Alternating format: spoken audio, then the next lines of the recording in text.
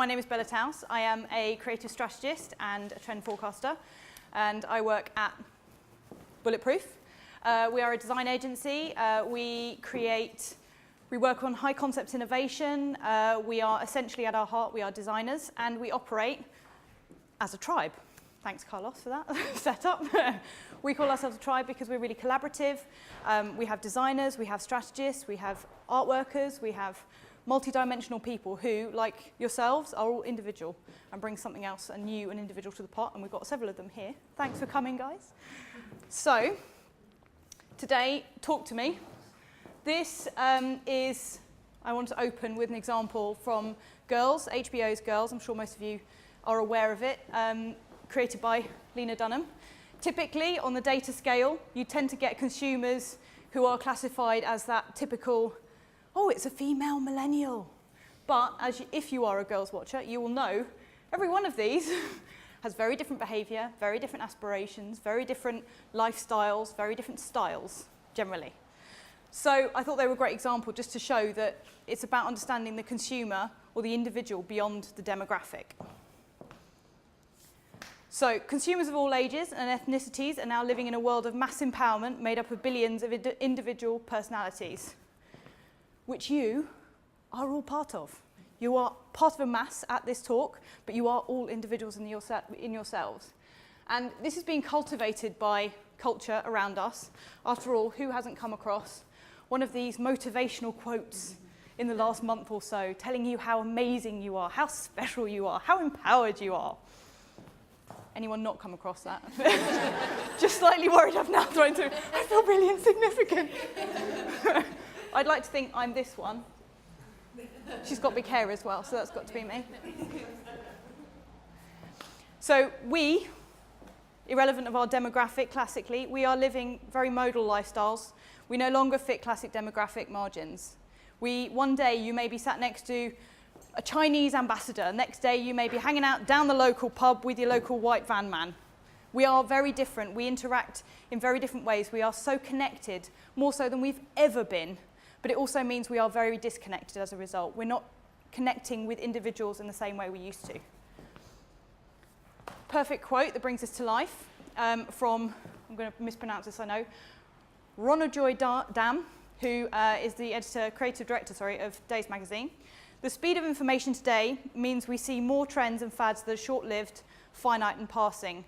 Meanwhile, we see fewer long-term subcultures or lifestyle choices that require commitment and in turn don't become part of a person's identity. Social media is making seeming much more important than actually being. We can show one thing on Facebook and actually in real life we could be completely down the doldrums or completely the polar opposite, basically. It means also our interests don't just fit into one box. We're no longer pigeonholed. Meanwhile, technology is allowing us to be increasingly more informed about our individual performances, habits, and subconscious tastes. This is a piece of wearable tech, and I'm going to totally mispronounce this. It's called the Bulletproof app. I have no idea what that's an abbreviation for, but it's a piece of wearable tech that basically reads your biometric reactions when you are in people's company. So it tells you how you feel about the people you are in company with.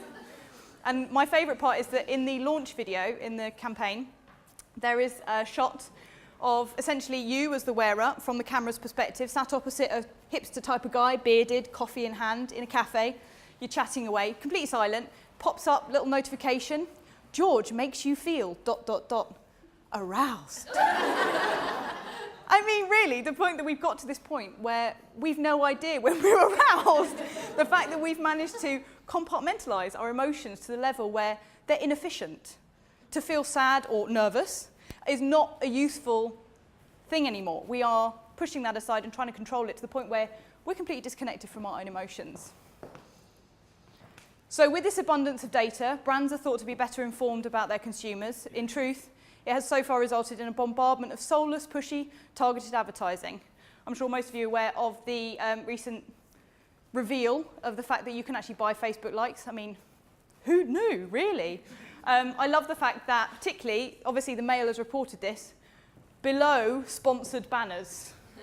The fact that all of that is paid for. Oh my God, they're paying for this!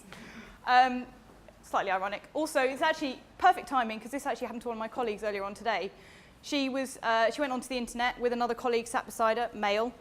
They were chatting away about this project and she just wanted to check something, just a bit of fact checking. And this website came up with a bit of pushy advertising on the side. She'd bought a pair of tights recently, came up with all this sexy lingerie, and he sat there going, Again, they assume that because you've bought one thing or you've looked at one thing, that's what you're into. You've been put into that bucket. You've been put into that demographic.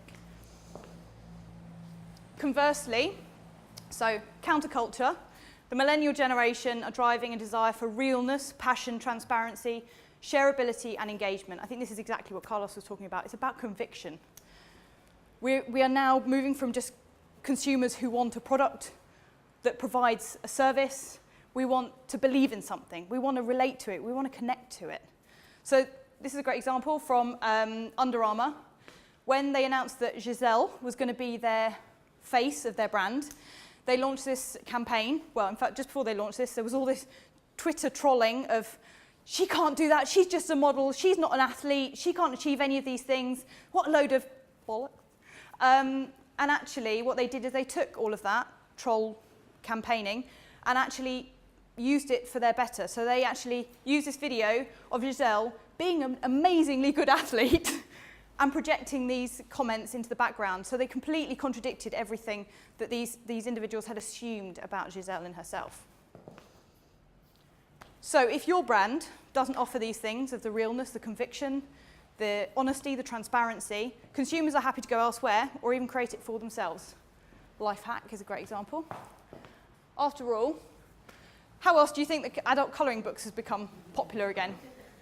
We all love to colour in a bit of Ryan Gosling now and again, or hipster or homeless. I actually had a friend who said that this was something he used to do to entertain on a Saturday night in Shoreditch. Him and his mates would sit there going, what do you think, one way or the other? So the rise of digital connectivity, social media, and the stellar rise of bloggers and vloggers have meant that we are now used to having our voices heard. So when you put a status update, do you actually expect people to respond and have a conversation with you about it? No, you're just putting it out into the ether. We're used to putting our voices out and things be going viral because people are picking up on it, maybe not responding to it and having a conversation about it, but we're used to putting our perspective out and our views out. This example from Nicole Arbour, she's a popular video blogger, essentially. She looks a bit like Barbie. She's not embarrassed about the fact that she's, aesthetically very beautiful. And she's just done this video recently called Dear Fat People. And it had such a horrific response from viewers that it was pulled after 2 hours. Because she got to the point almost where she was so used to ranting on these videos and being so outspoken about these things, she didn't meter herself in any way, shape or form. I'm not saying it was a good video or a bad video. I'm going to remain on the fence on that one. But the fact that it was pulled after 2 hours because it had such a reaction, engaged with people. So brands can no longer simply project out as an aspirational image and expect us to buy in. We need to be invited in. We need to feel like we're influential. We need to feel like we are part of the brand. So I'm sure most of you have seen the campaign from Protein World. Are you beach body ready? And a stylist response, locate your body, take it to the beach. That's it. So other brands have actually responded to this campaign, realizing that don't talk down to your consumer. Don't create this one-size-fits-all aspirational dream that they need to keep reaching for. Get behind them and whisper in their ear and say, hey, go on, have a go, try it. Get on the beach, take all your clothes off, it'll be great fun. One of my favourites is Are You Beer Body Ready from Carlsberg. So brands, as a result, are having to really listen to us consumers. That's us. Feel free to make your voices heard. Creating conversation between the two rather than just broadcasting out to the masses, rather than just talking down to all those people who are in their consumer bucket. So here you can see this is the very clever Karl Lagerfeld, very good at manipulating our dreams. The idea that he has this iPad in his changing rooms, in his stores, and you can basically, obviously when you're trying something on, ooh, Chanel, ooh, Karl Lagerfeld, you pose, curate your photograph, be photographed by Karl, or at least a digital version of him, and then post it. So you're uploading yourself to be part of a bigger community. And maybe not Carl himself, but his brand managers, I'm sure, are checking in what's being posted, seeing how their consumers are behaving, and actually listening to you guys and what you have to say. So what does this mean for design? It means that individuality is absolutely key. And there are 4 key themes as to how to keep the individual in mind when you are designing. So first up, facilitating personalization. Secondly, offering uniqueness, investing in specialness, and creating experiences. I'm just going to bring these to life. First up, personalization. So it's about empowering the consumer to create or adapt a brand so they feel like they're putting their mark on it. And of course, this is a very popular theme at the moment in branding circles and packaging circles. Oh yeah, we'll stick a name on it. Let's make it so they can doodle on it, etc., etc. But actually, there are different ways of making your product or your brand feel like consumers are engaging with it. It doesn't have to be done in one temperature, in one way. So we've got some examples here. It's actually a friend of mine, Boyard. She started out by painting on some of her friends' luxury handbags, posting them on Instagram. And she got picked up by Vogue Brazil, who posted her bags. And she's now inundated, has set up her own business with painting these bags with these characters and statements and so forth through, most of her orders are coming from the Middle East, admittedly, and Dubai and so forth. This was actually a campaign that we worked on, Share a Coke. I'm sure some of you have heard of this. And also the second generation, obviously, which moved on from names to kind of relationships of mothers, aunts, boyfriends, cutie, etc. This is Print All Over Me, which is an online platform where you design your own prints and upload them and allow other people to buy your designs. So you get to buy your own product and also share your creativity with a bigger community. Uniqueness is about offering products that are one of a kind, that feel completely unique. So I'm sure most of you know Absolute Vodka, the unique limited edition range that they did. So they created completely unique patterns. So you knew that what bottle you were taking home had a completely unique pattern to you. So that bottle was special to you. Coke have just recreated this in Israel and created, I think it's 2 or 3 million in completely unique patterns. So what you've got on your shelf at home is special to you. Really great one is Patagonia, already been name checked. They've created this service, effectively, called Worn Wear, where you bring back clothes that you have worn down, maybe, or you've already worn in, essentially. Patagonia use their in-house craftsmen's atelier, repair the garments, and sell them on. So if you buy a jacket, it may have already climbed a mountain. It may have already done tougher mudder, for all you know. But it's creating that story, that richness to that product, because it's already got a real uniqueness to it. Specialness is about making a product feel premium or distinctive enough that it's kept and given a second life. I mean, that's kind of 2 things, in that a product feels really premium that you think, I don't want to just chuck that away. That's really special. So it's kind of, you keep it and you repurpose it, and which is where you've got this world of life hacks coming out, where people want to repurpose and recreate and reposition, essentially. I mean, you've got Hendrick's Gin, obviously. That is actually my kitchen cupboard, full of Nutella jars. My Facebook name is actually Bella Nutella Towse. I was nicknamed by my sister-in-law with that name. Voss bottles, which are all over Instagram because they're so beautiful, and people repurpose them with their infused waters. And then on the other side, it's about a brand that stands for something so strongly that you want to buy into it. You know, if you see a Hendrick's event or if you see a Hendrick's bottle, you know it's a Hendrick's bottle. It's almost so ownable that it doesn't feel generic. It isn't something that other people can piggyback on and copycat. They're brands that really stand for something and relate to you. And then experience is about creating engaging design that offers another level of immersive involvement. Here we've got Topshop. Last year did their catwalk show, and they showed it through the Oculus Rift. So you could sit in the shop window, slightly voyeuristic, that you're looking at all these people who've got these giant goggles on, but you can feel like you're on the front row. So make your consumer feel like they are effectively on the front row, that they are extra special. I know there's 40,000 of you, but you are extra special. Another example, Domino's Pizza Pizza Hut created these pinhole camera boxes.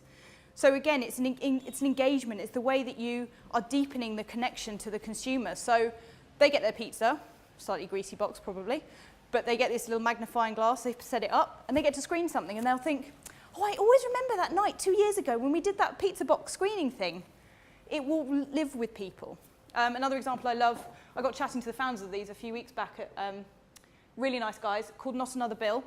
And effectively, they jumped on the idea that we always dread post. Beyond the age of, say, 15, you always dread post because you know it's going to be a bill or a circular or somebody trying to sell you a horrifically heart-churning charity, basically. So what they've done is they've created basically like a subscription offer on a different tiering level where you subscribe and you get sent these really beautifully crafted boxes with every month new products. So in this case, they collaborated with Tom Dixon. So you would get a little piece from one of his eclectic collection, whether it be a bookmark or candle holders, etc., etc. So if you look forward to your post rather than dreading it. So how can you use these trends? They can be implemented or integrated into your brands in several different ways. You can create a human tone of voice.